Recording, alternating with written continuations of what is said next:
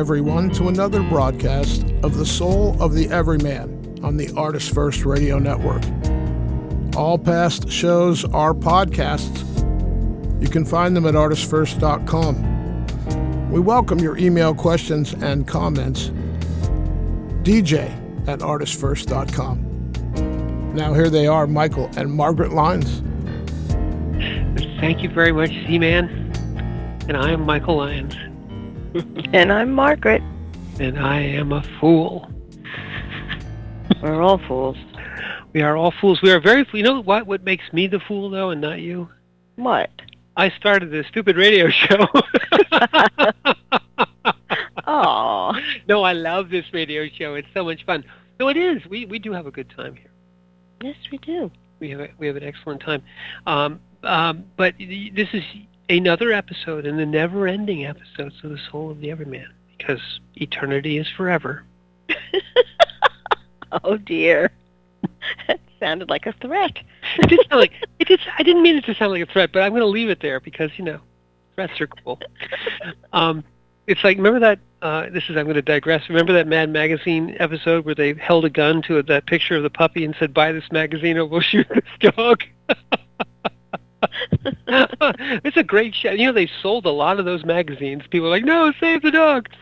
I don't think they shot the dog. I don't think so. I don't think so either. Anyway, we are not going to shoot the dog tonight. The cat is another matter.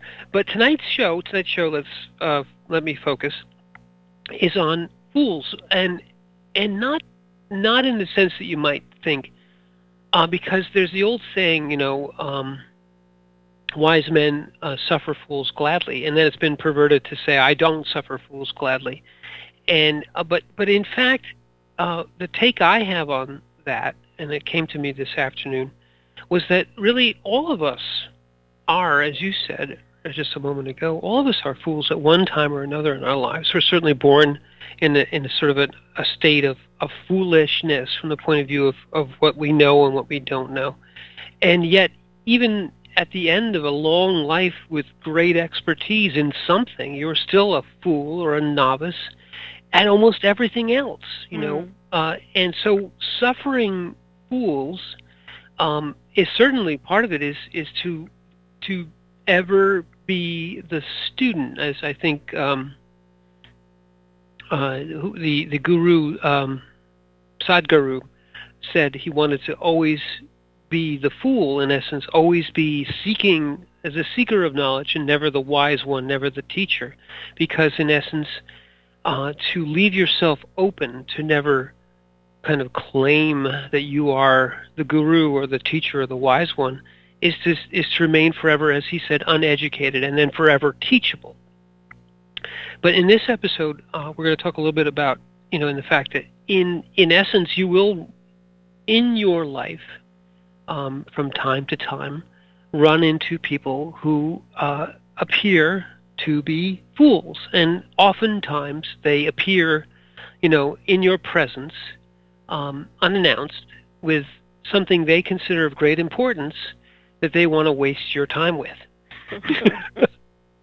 and yet, in that moment, you have to, I believe, practice something that Tolle said, which is that, our greatest teachers are those who have the most dense egos, those who seem completely lost, completely unconscious. And I would say that those who appear to us as fools are in that set of teachers, because you can abstract yourself and look at this person and say, well, from their point of view, whatever it is that they wish to speak to you about is important, and they're not going to,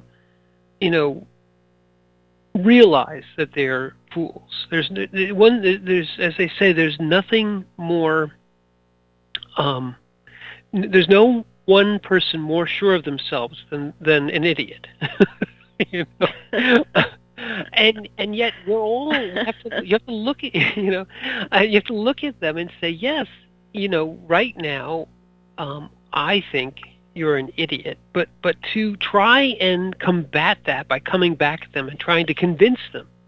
The other saying is, if you get down in the mud with pigs, you get dirty and the pigs like it. If you get into the ring of ideas with fools, you will find that they win because they're completely immune to logic or reason. you know and if you've disarmed yourself of logic and reason, the fool has a great advantage. Yes. Well, it's understanding the arena you're stepping into. Yes, many times they really don't care what you have to say. No. They want someone to hold space for them so they can fill it.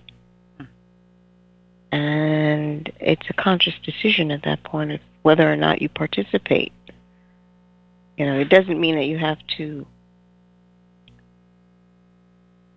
listen to every single thing that's coming out of their mouth. But it's interesting. It depends on the situation. I'm reminded of the Rock and Gem, because oftentimes in the Rock and Gem, we would be treated to a parade, let's say, of fools, or people who really were coming in there, as you said, just because they knew that we couldn't leave. And that we had to be nice to them because they were in our shop. And so they took advantage of that, whether consciously or unconsciously, and decided that this was a great place to expound on whatever was on their mind and to force their thoughts and conversation into someone else's presence, And I think we learned, and this is not something which I'll speak for myself, not something which comes to me naturally. I do not suffer fools gladly. I don't suffer fools at all. When I was a younger man, I oftentimes tried to tell fools how foolish they were ad nauseum. And I don't know who benefited from that. I certainly didn't, because I just got frustrated. And I know the fools, or the people I consider to be fools, didn't either, because they just didn't care. They just continued on their foolish ways. Perhaps they would get annoyed at me if I got mad enough that they would get the idea that perhaps they were making me mad. But most times they would just kind of completely absorb all these forays and continue to come right back for more. Well, they didn't care. They just want to be able to state their case. And there are no refusals and no rebuttals. Just, I'm going to tell you exactly what's going on and from on high. So you kind of, in the Rock and Gem, it was a different situation. Because, yeah, you were in the space and you couldn't escape. But at the same time, well, like most people would just smile and walk away. You could fake your own death. Fall behind the counter. No, but depending on the situation, you are in my turf. You could use that to your advantage. I always did. I had to be able to survive. So you learned how to balance it all. It didn't help to lose your temper. If anything, it just made people very uncomfortable when they saw what was going on. And I'm talking not the fools, just the other people who are your customers in the store would get very upset because suddenly there's conflict if you got angry. Well, I don't think you ever did. In fact, I think you were extremely patient with the people that would come into the store. And I think the worst I ever saw, if you consider this worst, I ever saw you do was you would turn the tables on them a little bit. They would start off with what they thought was a cute question or something, and you would turn it around on them. And that happened many times in my witness. I'm sure when I wasn't there either, as well, rather. Well, it's like that story I must have told before. Yeah. Of the two, there's nothing worse than having two fools in the store instead of one. Right, that know each other. Yeah, and they decided that they were going to have some fun with the person that's trapped behind the counter, who has a whole store full of people. And just coming in and basically, deciding that they were going to be loud and make sure everybody in the store can hear them. And it was this tiny little store. No one could, if you wanted to, because people were buying for, I think it was like Christmas time or something. So they had armfuls of things, and these guys were just like, they were just obnoxious. Right. Well, and you say something about them, but it's true in my experience in general is that fools and just the general category, they pick their moments, and they often pick a moment where you're already overburdened, perhaps in a full store of people. You're already busy, and there are others who are more patient and more long-suffering, who they take advantage of. So it's in some ways you've been looking at narcissistic behavior. Yes. The behavior of the unconscious fool is very narcissistic because they're very focused on themselves. Oh yeah. No, they reminded you of little boys in a schoolyard that were, doing stupid things just so people would watch them. Acting out. Yeah. So again, they came in, and you just greeted everybody that walked in the doors like, hello, welcome to the Rock and Gem. If you have any questions, just ask. Please ask. And they went immediately into, hey, I got a question. And you're like, oh, Lord, here it comes. Right. My wife is off to the shoe store over there. Uh-huh. Not a question, but moving on. Yes. Why do women love shoes so much? Right. You're a woman. You can answer that question. Yeah, and they're both like grinning at me, ridiculous, ear to ear kind of thing. And the rest of the people in the store were quietly, they had been shopping, but they just kind of turned to see what the heck was going on with this. Right, which is also what the fool is. Which is what they wanted to do. And I looked at them and said, do you really want to know? Then the whole store got quiet. See, I mean, you usually put the question back on them, turn the tables on them a little. And they looked at me like, yeah, we want to know. You're going to tell us some big secret, huh? Yeah, tell us. And I looked at them and just said, if you want to know a woman's mood, look at her shoes.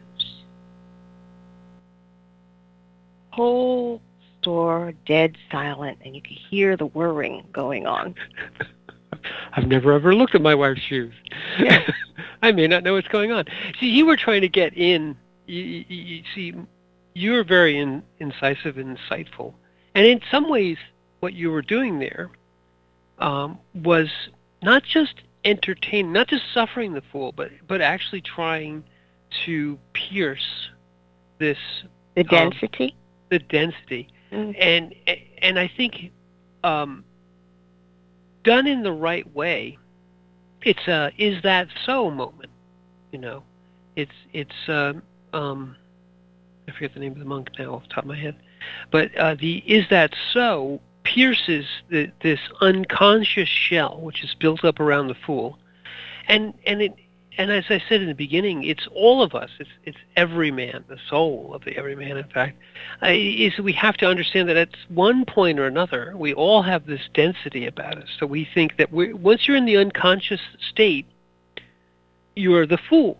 Mm-hmm. The tarot card, the fool, which is the first of the major arcana, is it? Zero. The zero. Imagine that. The big zero. The big zero. Because it represents both innocence as well as sort of an unconscious focus on self, on totally internally focused. When you are a fool, you yourself don't realize you're a fool. You're the one You're chugging along in a general direction. Well, no, the world is revolving around you. Everyone has to be as concerned about what you're concerned about, and everybody has to pay attention to what you have to say, and all these. Right. And this is the a real representation. The zero is a very good representation of that wall of unconsciousness. Yes, and with then nothing in the middle. With nothing in the middle. That's very good. With nothing in the middle, but you very neatly, rapier-like, because Margaret used to be a very good fencer, rapier-like would pierce or attempt to pierce that wall of unconsciousness and let a little chink of light come through, little hole, just a tiny bit of, ooh, wait a minute, maybe I don't know everything. Oh my God. Well, the look on their faces was priceless. That's what I remember. Their faces dropped, their mouth dropped open, both of them, and they're like, and you could see them thinking. And the funny part was the store was full.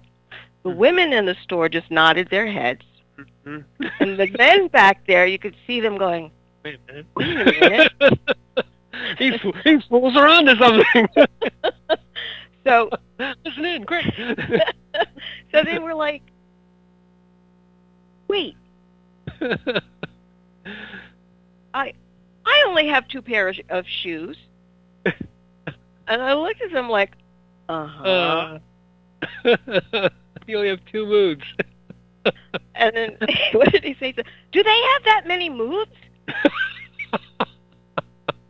I remember this conversation. I was like, mm-hmm. Well, what?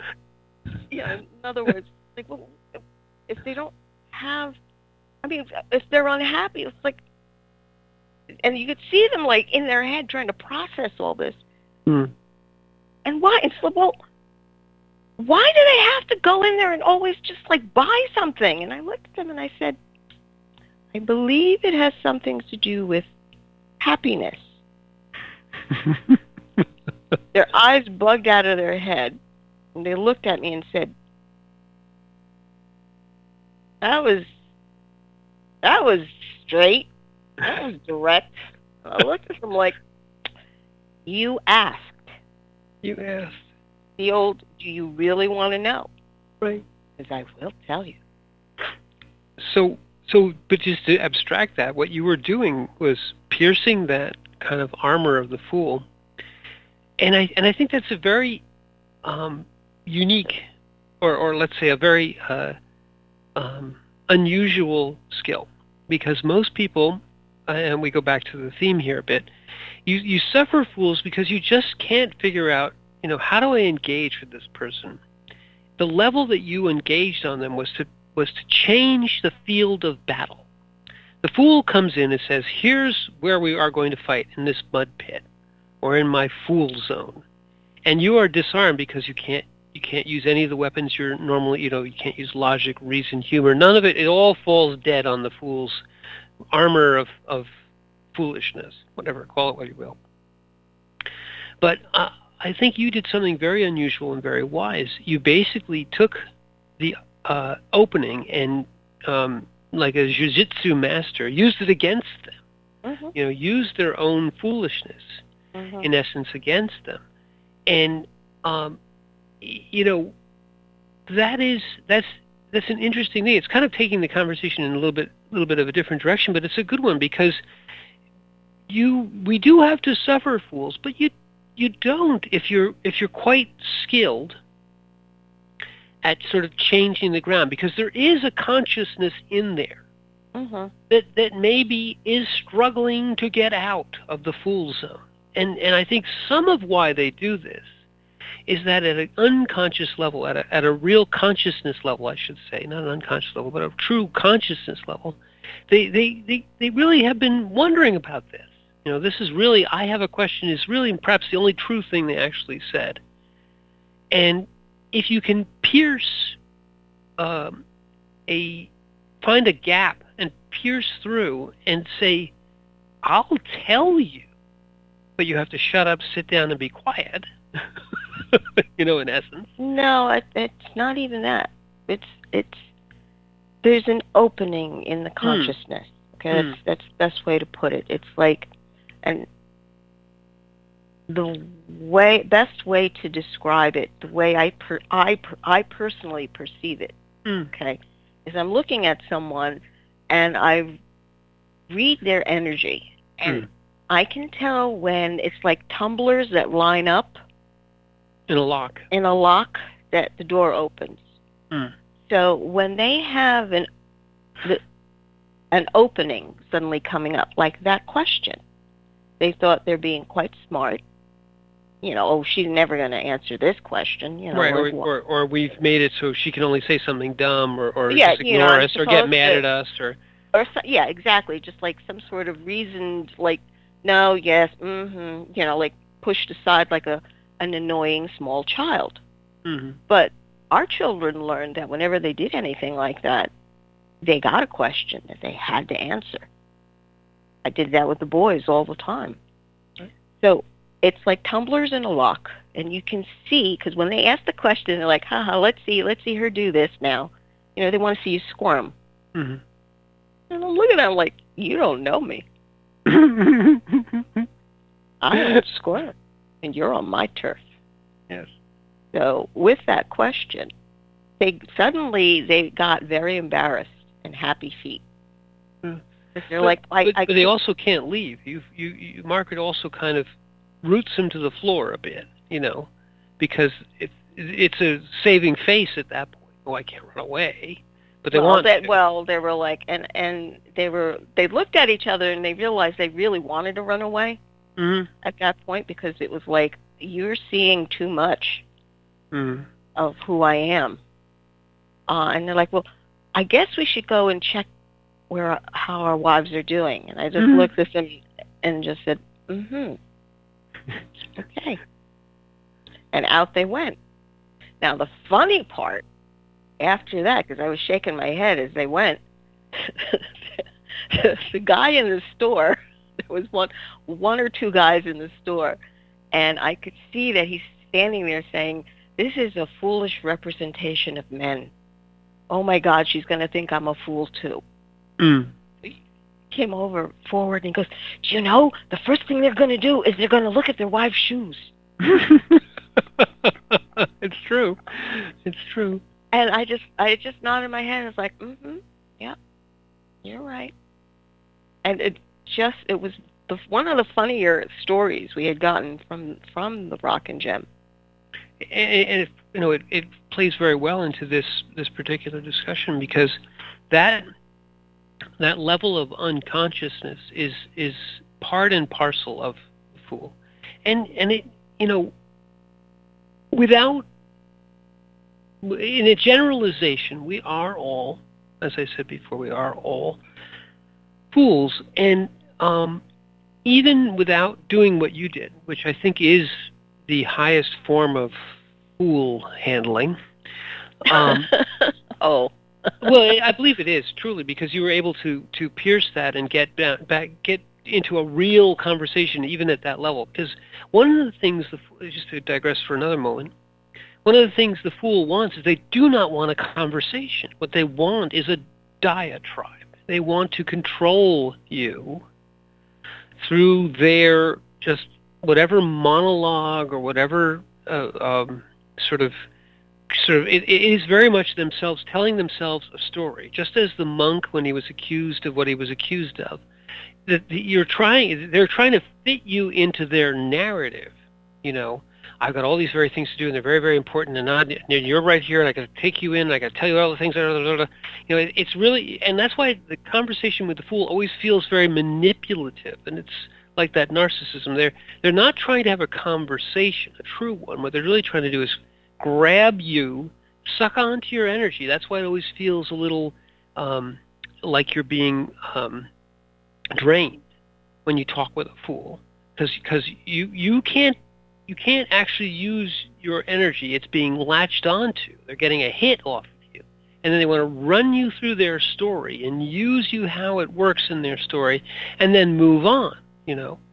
So that is why the suffering of fools feels wrong. But there is also that opportunity, as you very much did. There's the opportunity to find if a door is opened and make a real connection. That's, I think, I said, the highest form.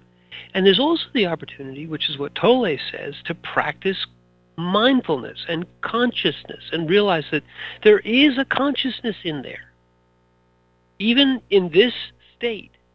And it is teaching you something about you, about how your consciousness may be veiled at other moments.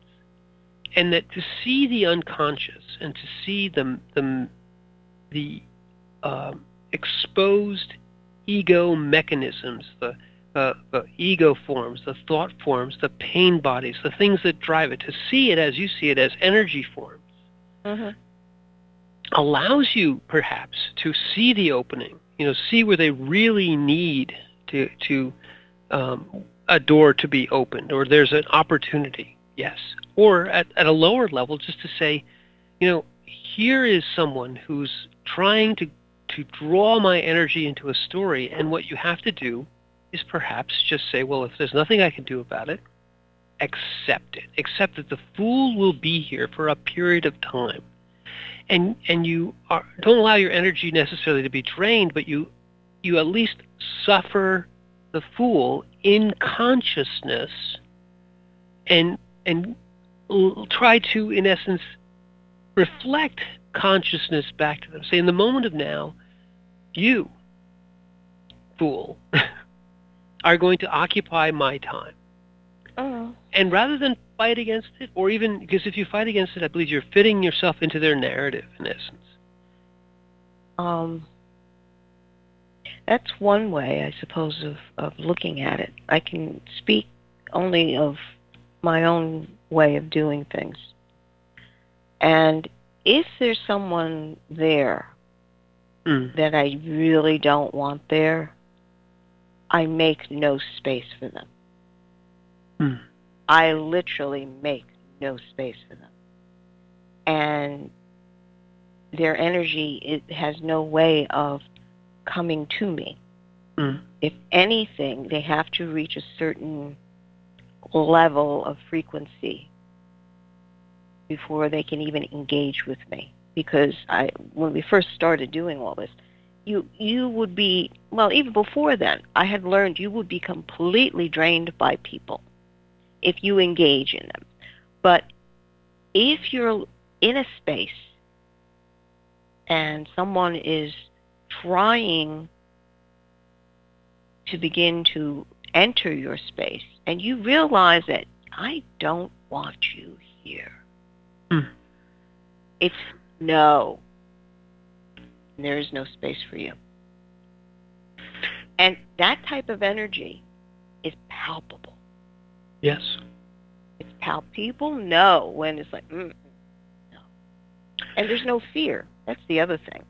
And you can't do it in anger otherwise, because they take that anything. It's really it's a space of acceptance, but it's also a space of non-engagement. That's also a Tolle kind of thing. Well, anger is a low frequency. Yes. Okay, so there's no anger. There's no annoyance. There's no hatred. It's just, it's a barking dog. Yes, and even in the store, when people would come in and I would be there, or if you're at your office and a fool approaches you, and because you're at the office, you have a certain relationship that they have a claim on your time. You're there to do a job. You're in the store. You're there to do a job, and they come to you oftentimes in the guise of a legitimate reason. These guys were coming into the store. Well, they could have been there to shop. You have to at least greet them and allow them that much space.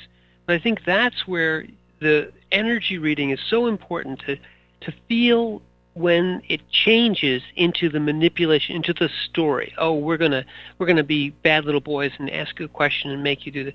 That's when it would turn from being a legitimate interaction to one which is manipulative and has those fingers. You can feel them coming if you have any kind of awareness.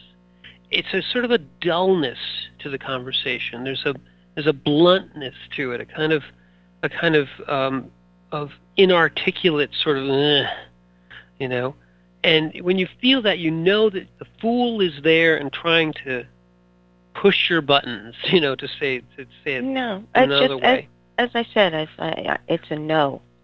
No, but you're very good. I'm saying in general, most people, if they're feeling this bluntness, that's the idea. That's the perception that you're being pressured into this situation. This person wants something from you. You can feel that at a heart level, but at the ego level is where they're trying to engage you and try to take you off center. You feel it at a gut level. Gut level. Yes. Okay, that this person wants something from you. And it's a no. It's just no. But I think you're right. But I think we have to talk about how to do that. Anyway, let's go back to the studio where they are not fools, and we will suffer a few commercial breaks, and we'll come back on the other side and talk more about foolishness.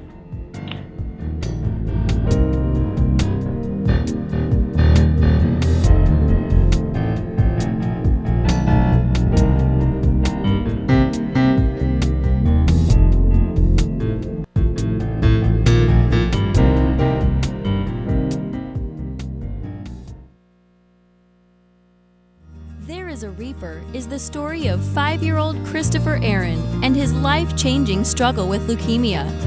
Winner of both the Indie Bragg Medallion as well as the reader's favorite silver medal for memoir, There is a Reaper has more than 100 Amazon book reviews and a 5-star rating.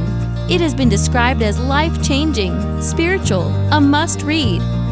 Just released on Audible and iTunes, this memoir is also available in paperback and on Amazon Kindle for only 99 cents. Get your copy of this life-changing memoir today. Moonstones and murder. Real murderers need a heart of stone. Meet Maggie and Mike Heartstone, parents of twin boys, entrepreneurs, and now empty nesters. Mike is retired, not by choice, from his position as chief of police in the picturesque resort town of Hamilton.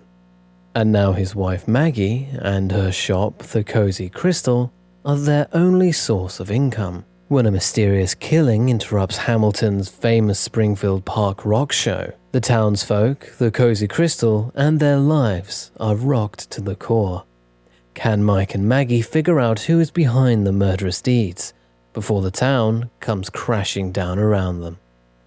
A touch of romance, a little mayhem, and a whole lot of suspense, along with plenty of comedy and thrills galore. Get your crystal magnifying glass out. It's time for some Moonstones and Murder. Available on Amazon, Apple, Kobo, and other fine e-tailers in ebook and paperback. Out soon on Audible. Get your copy today. The Fat Man Gets Out of Bed is the latest book from Michael Lyons, the award-winning author of There is a Reaper. Featuring 13 original stories, this wide-ranging collection has everything. Forbidden love, gods versus demigods, weird invading aliens, sexy seductive artificial intelligence, and unusual passion between the living and the dead. All set amidst fantastic worlds of pain and loss and boundless joy. From the sublime to the macabre to the bittersweet, The Fat Man Gets Out of Bed will leave you breathless with laughter, brimming with tears, trembling with suspense. Available now on Amazon.com, Google Play, iTunes, Kobo, and fine e-tailers everywhere.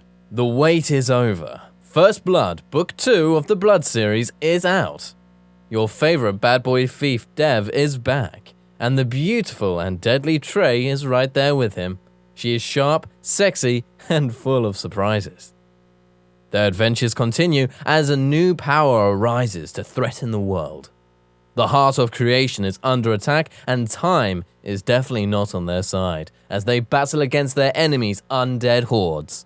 Can they unlock the hidden power that can defeat him, or will his forces draw first blood?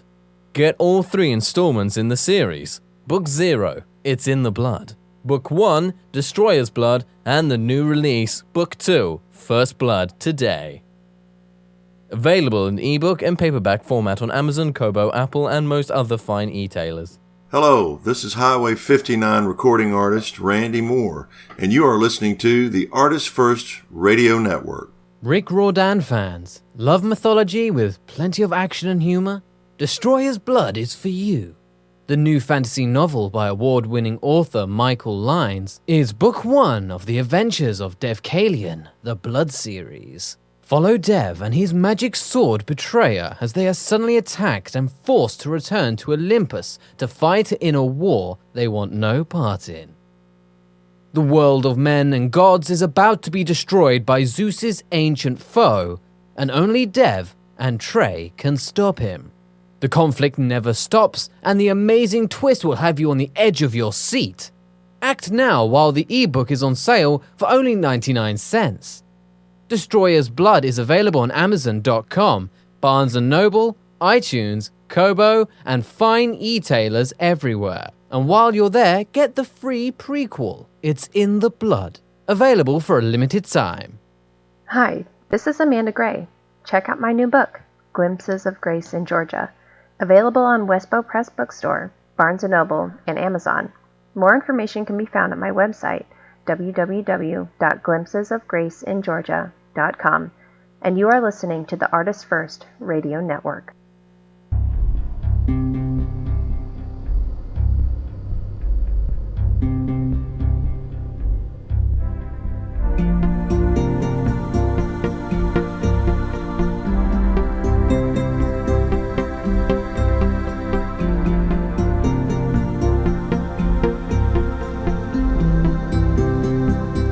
Listening to the Soul of the Everyman on the ArtistFirst Radio Network.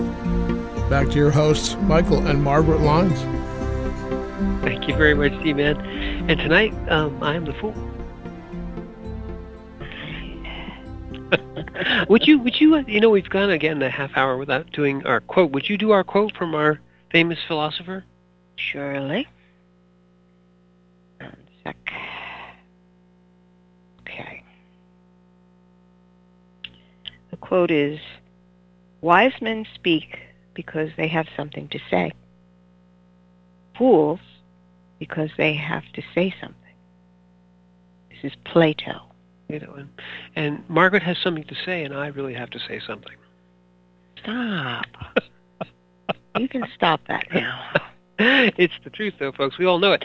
No. But tonight we are talking about fools and suffering fools, and the fact that we really that at one point or another in all of our lives we are the fool. We mentioned last half hour the tarot card, the Fool, and the reason that it's usually a youth, either a young man or a young woman, or sometimes it's just a youth who is usually depicted as sort of looking up into the clouds of the sky and then stepping forward into nothing, not looking where they're about to place their foot and potentially, out.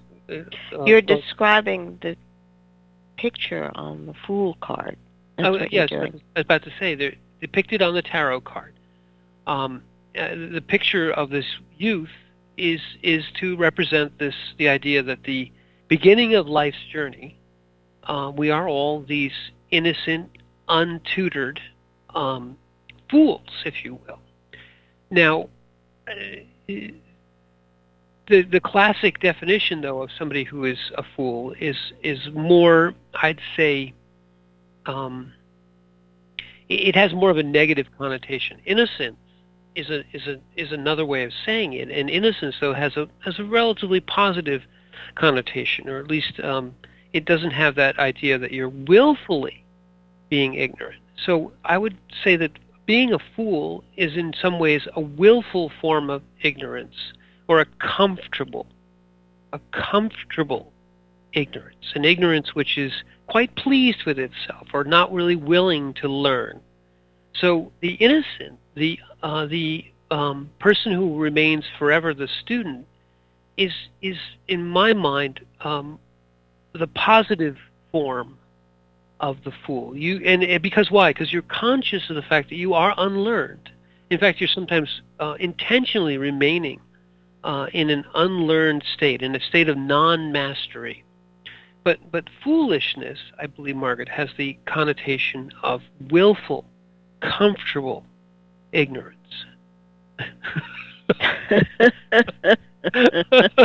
Right?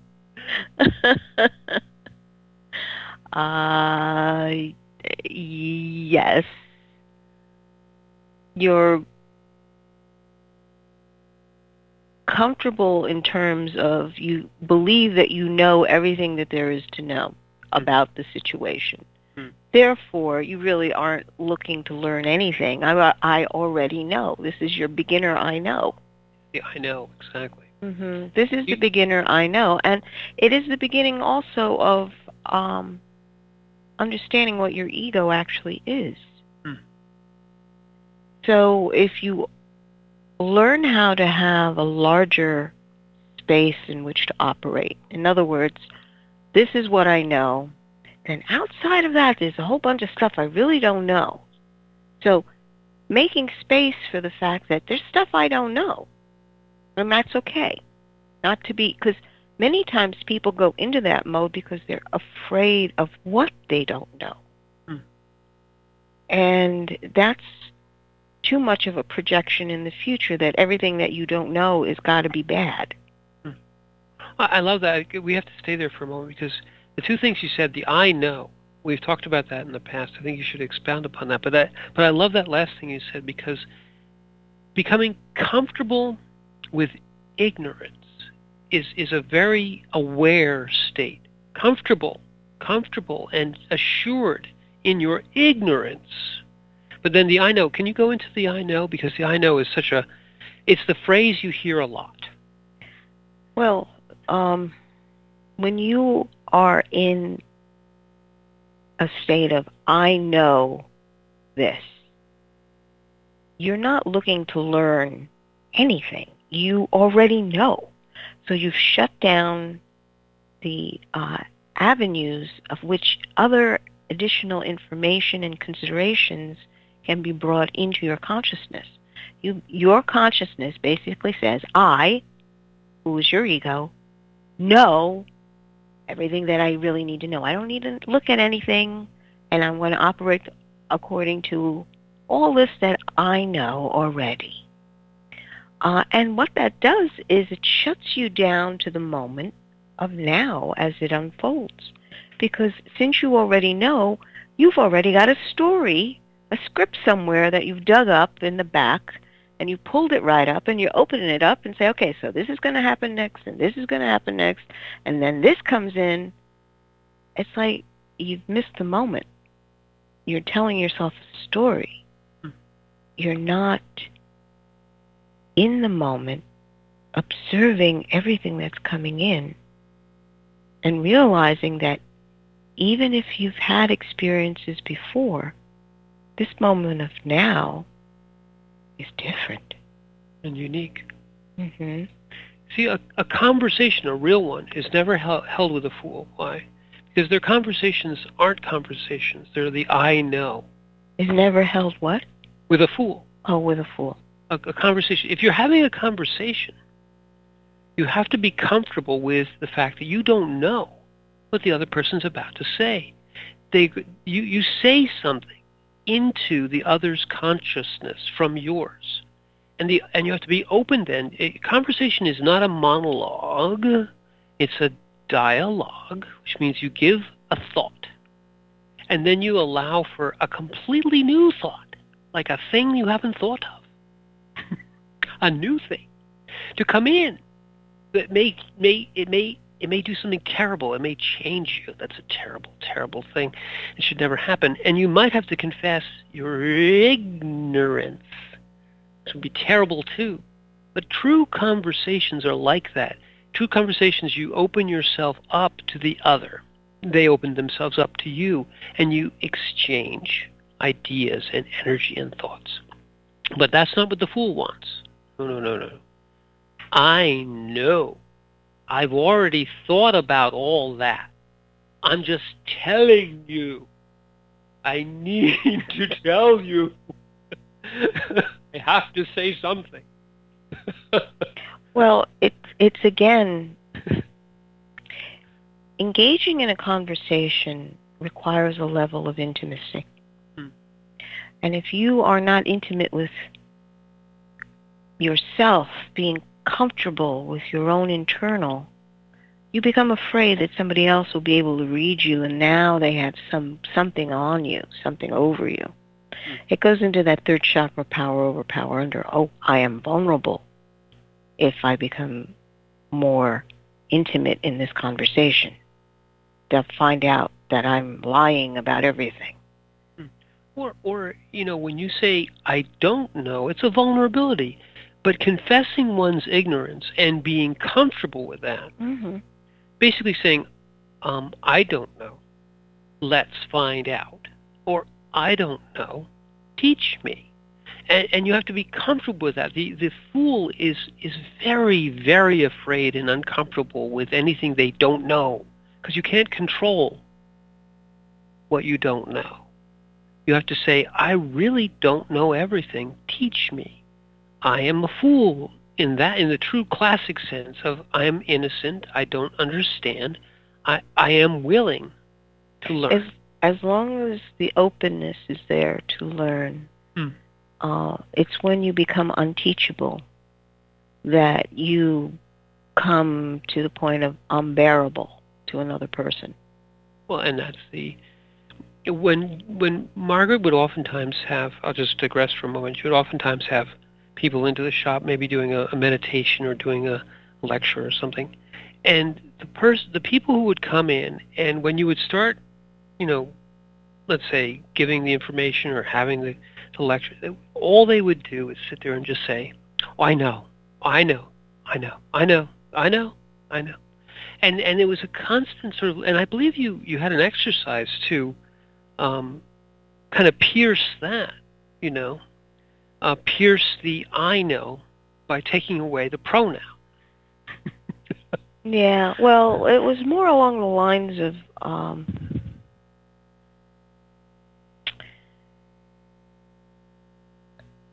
getting people to stop thinking about themselves all the time, because we were discussing compassion, what that is, and they're sitting there going, I think I'm compassionate, and you're like, thinking has nothing to do with compassion, but anyway.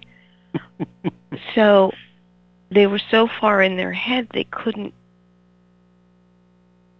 literally put themselves in another's place.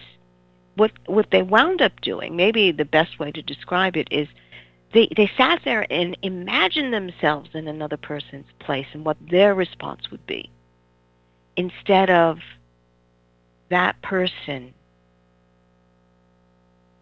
as a human being there and not being you, not being me. It's you're being them.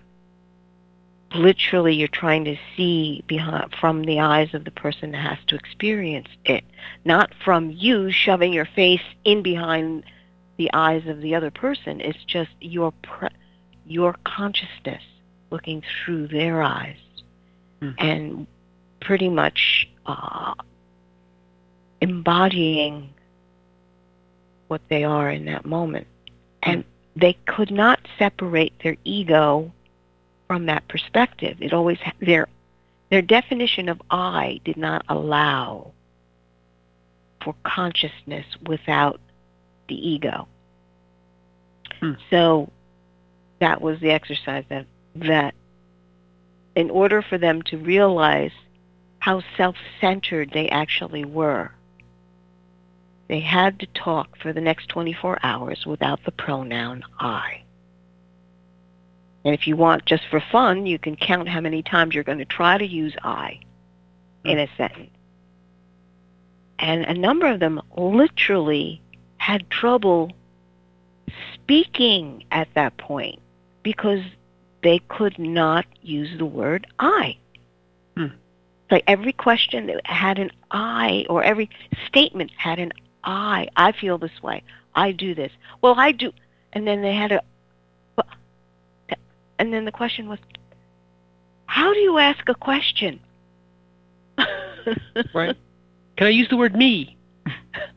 No, no. no personal pronoun.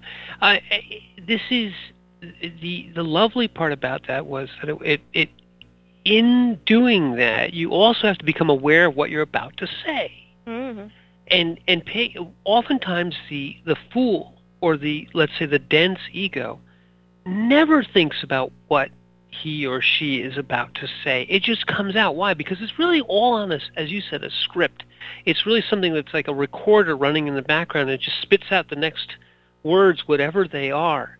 And the I, the unconscious, dense ego I, is so in there, so driven. It's in every sentence, every thought, anything that's coming in is always enough of me talking about me. What do you think about me? It's always me. Why? Because the ego needs constant affirmation.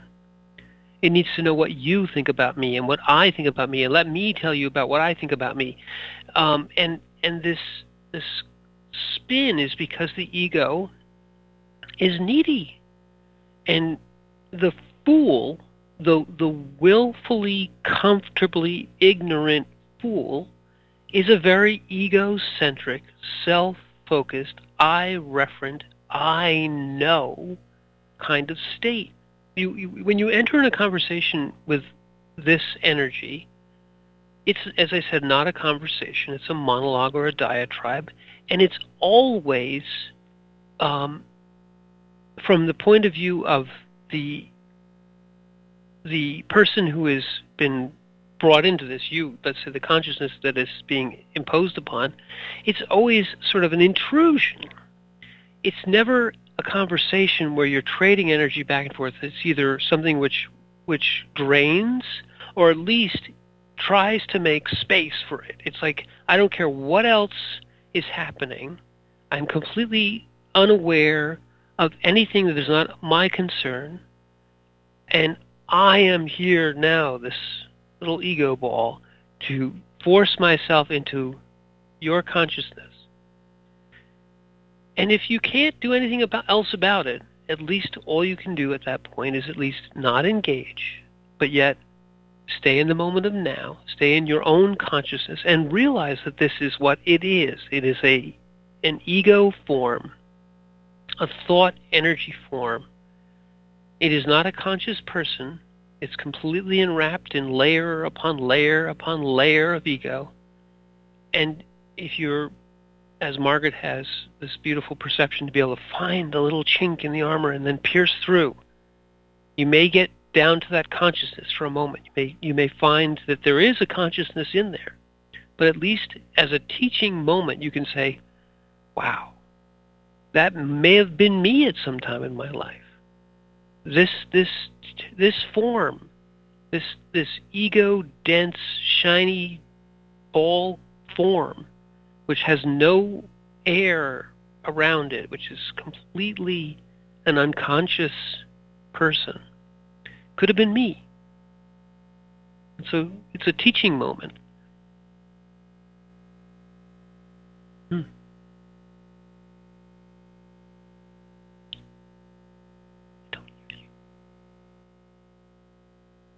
No. Hi. Sorry. You were completely gone. Start again. There's nothing wrong with starting off that way. When you're young, especially, it's tabula rasa. You are a blank slate, and you are learning. And that's why we are so tolerant, usually, of children, because they just don't know. And you just make space for the fact that this is a child and just don't know. Now, when people get to be adults and they still don't know, that's when people have a tendency to get annoyed. But at that point, it's also realizing that, people go through stuff. It immediately, when, especially that last part of Plato's quote. The quote. Yeah. Plato's quote, where he says, fools. Because they have to say something. Have to say something. I there was a woman, and I've told the story before, but very quickly, she was one of the mothers who was our roommate in Memorial Sloan Kettering Cancer Ward, pediatrics ward. And she never stopped talking. She talked 24/7. You are in a room with your sick child, and she's there with her child, and there's no running away. Yes. Okay? And she turned to me and said, don't mind me. I talk all the time. I have to do that. I just do that. I feel better when I do that. And I went, oh dear. Okay. Oh dear. And that is exactly what she did. She talked as she did everything, almost like narrating exactly what she was doing. And then talking, it didn't really matter if you responded or not. She just had to continue talking. And it was something that had to do with her childhood. But even there were moments where we had to make a connection. Because she was in a real karmic adventure. Maybe that's the best way to put it. But, that I just looked at her like, dear Lord, you need to have constant noise, hearing yourself talk like that? Silence is too scary for you? Yeah. And that's, as Plato says here, that's often the mark of the unconscious fool, the comfortably ignorant fool, that they need to narrate their thoughts, almost as though the recitation of the story it seems almost forced out of them. I know people, there are people I work with perhaps who, in the past, who in essence had that same sort of it's like a habit form. It's not even a habit, it's truly a habit form, where silence to them was scary. Where any sort of gap in the conversation had to be filled by something. There was never a moment to just consider what someone else had said. And a conversation with this type of person is always them sort of tapping their foot and looking at you, watching you very carefully. That the moment you take an in-breath, they've got to start talking. Because they're not listening to anything that's actually said. The conversation is not a conversation. It's merely, I'm waiting for your lips to start flapping so I can tell you what I know and what has to come out of my mouth. This is again the unconscious ego form, and this poor woman, in these terrible straits, sometimes it's reinforced. Sometimes in the highest stress situations, they have to. Yeah, well, stress is the thing that will show what you're made of. And this was her technique of dealing with stress. So, we have reached the end of our show. What a foolish thing. We could go on and on about fools, but for now, I'll remain a fool and just say I'm Michael Lyons. And I'm Margaret, and thank you for listening.